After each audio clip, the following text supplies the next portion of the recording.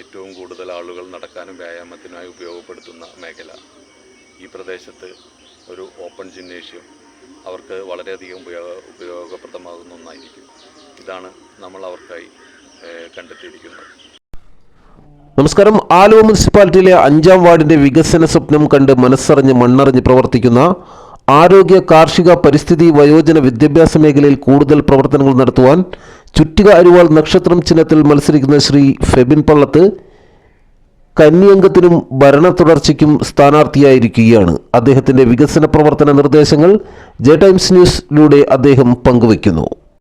ഞാൻ ഫെബിൻ പള്ളത്ത്, ആലുവ നഗരസഭ 5-ാം വാർഡിൽ ഇടതുപക്ഷ ജനാധിപത്യ മുന്നണിയുടെ സ്ഥാനാർത്ഥിയായി ജനവിധി തേടുകയാണ്. ഞങ്ങളുടെ നിലവിൽ ഈ പ്രദേശത്ത് ഇടതുപക്ഷ ജനാധിപത്യ മുന്നണി 2 തവണയായി തുടർച്ചയായി ജയിച്ചുകൊണ്ടിരിക്കുന്ന ഒരു പ്രദേശം കൂടിയാണ്. ആ വികസന പ്രവർത്തനങ്ങളുടെ തുടർച്ചയ്ക്കായി, തുടർ വികസനത്തിനായി ഇത്തവണയും ഇടതുപക്ഷ ജനാധിപത്യ മുന്നണി ഇവിടെ ജനവിധി തേടുകയാണ്. GCDA ടാറിങ്, അതുകൂടാതെ ക്ഷേമ പദ്ധതികൾ, ഇതിൽ ഒരു ലൈബ്രറി, ആ ലൈബ്രറി തുടങ്ങുമെന്നുള്ളൊരു ഉറപ്പും LDF ഇത്തവണ ജനങ്ങൾക്ക് മുമ്പാകെ വെക്കുന്ന ഒരു പദ്ധതിയാണ്.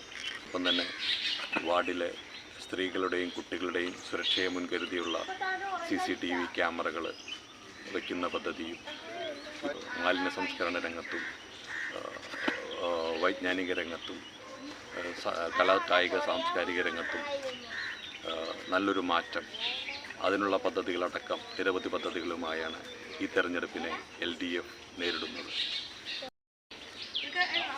ഈ മണപ്പുറം വാർഡ് നമുക്കെല്ലാവർക്കും അറിയാവുന്നതുപോലെ ആലുവ നഗരസഭയിലെ ഏറ്റവും പ്രധാനപ്പെട്ട ഒരു വാർഡും ചരിത്ര പ്രാധാന്യമുള്ള ഒരു വാർഡ് കൂടിയാണ്.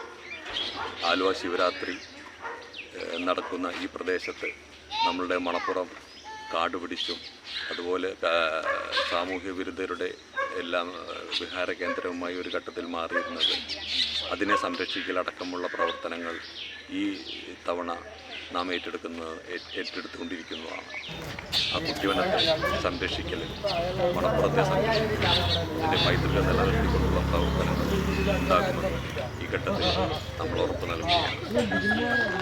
അശാസ്ത്രീയമായ മാസ്റ്റർ പ്ലാനിൻ്റെ ദുരിതഫലങ്ങൾ വളരെയധികം അനുഭവിച്ച ഒരുപാട് കൂടിയാണ്. അത് ഈ മേഖലയിലെ നിർമ്മാണ പ്രവർത്തനങ്ങളെ ആകെ സ്തംഭിപ്പിച്ച അത്തരം ഒരു നീക്കത്തിന് ഒരു പരിധിവരെ നമുക്ക് പരിഹാരം കാണാൻ സാധിച്ചിട്ടുണ്ട്. ആലുവ മണപ്പുറവും അതിൻ്റെ പരിസര പ്രദേശങ്ങളിൽ നിരവധി ആളുകൾ രാവിലെ നടക്കുന്നതിനായി, വ്യായാമത്തിനായി ഉപയോഗപ്പെടുന്ന ഒരു മേഖല കൂടിയാണ്. വയോജനങ്ങൾക്കായി ഒരു പ്രത്യേക വിശ്രമ കേന്ദ്രം തന്നെ അതിനായി തയ്യാറെടുക്കുന്നുണ്ട്. തെരഞ്ഞെടുപ്പ് വാർത്തകളുമായി വീണ്ടും കാണാം. നന്ദി, നമസ്കാരം. ജെ ടൈംസിനൊപ്പം ജലാൽ മുപ്പത്തരം.